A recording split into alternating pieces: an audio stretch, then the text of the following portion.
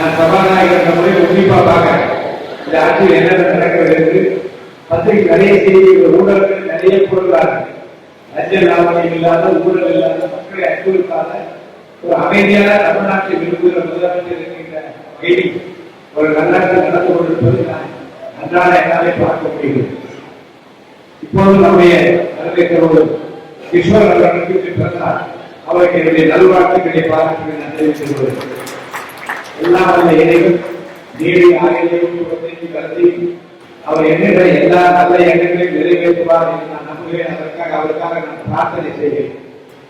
All things come from God. நம்ம தான் பெரிய அறிவாளி, நம்ம பெரிய திறமைசாலி, நமக்கு தான் எல்லாம் தெரியும் என்றால் ஒன்றும் தெரியாது.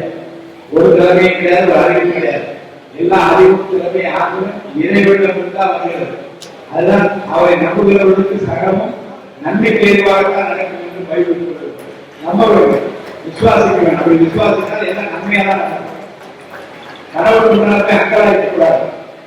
கடவுள் முன்னாடி போய் எனக்கு ஏன் இது வந்து கேட்கக்கூடாது. எல்லாம் உனக்கு தெரிஞ்சதுக்காக அவருக்கு தெரியும். எப்போது நன்மை செய்ய வேண்டும், எப்போது உங்களை வாழ வைக்க வேண்டும் என்று அவருக்கு அதுவே கொஞ்சம் பொறுமையாக இருக்க வேண்டும். அவரை போட்டுக்கொண்டே இருக்க வேண்டும். ஏற்ற காலத்தில் ஏற்ற விதமாக அவர் செய்யப்படி அவருடைய பலத்தை கைகொண்டு அணைந்து இருக்க வேண்டும்.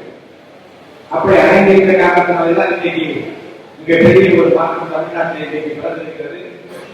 நம்முடைய டாக்டர் கிஷோர் அவர்கள் இன்னும் நீண்ட நெடிய காலம் தன்னுடைய பணிகளை தொடர வேண்டும்.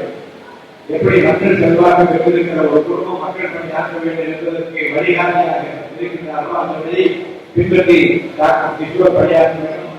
அது கொஞ்ச நேரத்தை தமிழக கட்சிக்காக செலவிட வேண்டும் என்று நான் கேட்டுக்கொண்டு அவருடைய பிறந்தநாள் வாழ்த்துக்களை நான் தெரிவித்து விடைபெற்றுக் கொள்கிறேன். நன்றி.